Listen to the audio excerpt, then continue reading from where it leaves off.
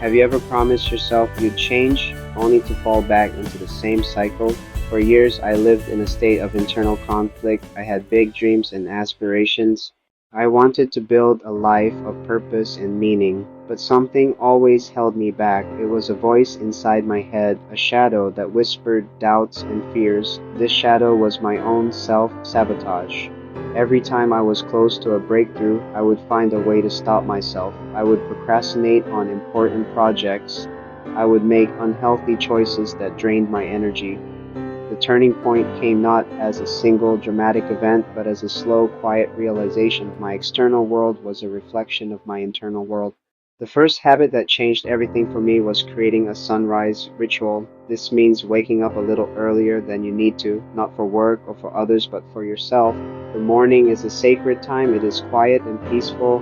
I wake up, drink a glass of water, sit in silence for a few minutes. I don't check my phone, I just breathe. I watch the sky change color.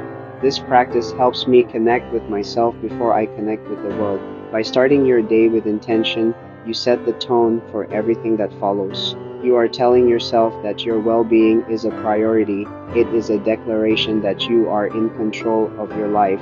Even just 10 or 15 minutes can make a difference. It's your personal time to ground yourself. This consistent act of showing up day after day built a new level of self-trust. It was the first step in proving to myself that I was committed to my own growth. The second habit is practicing gratitude with a 5-minute journal. Our minds are naturally wired to focus on problems and threats. This is a survival mechanism. Every day, I take just 5 minutes to write down 3 things I am grateful for. They don't have to be big things: the warmth of the sun, a kind word from a friend, a delicious cup of tea. Over time, it became easier. I started noticing more things to appreciate throughout my day. The third habit is mindful movement. This is about moving your body in a way that feels good and helps you connect with your physical self. I focus on my breath and the sensations in my body. I notice the feeling of my feet on the ground. This practice helps me get out of my head and into my body. Even a short 10-minute walk can shift your perspective and clear your mind. By the time I returned, the intense anxiety had subsided. My body felt calmer and my mind felt clearer. I approached my preparation with a renewed sense of confidence.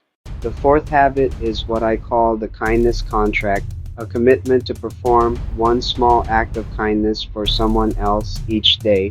These acts don't need to be grand. Holding a door, sending an encouraging message, active listening, they all matter.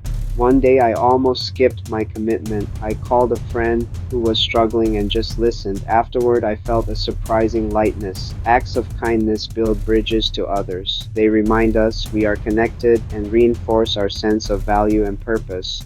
By giving kindness, we receive a profound sense of fulfillment and joy. The fifth habit is dedicating time to learning something new every day. I call this the learning hour. It doesn't have to be a full hour. It could be 20 or 30 minutes. The goal is to consciously feed your mind with positive and expansive information. Read a book, listen to a podcast, watch a documentary, take a course. Small daily learning proves to yourself you can grow.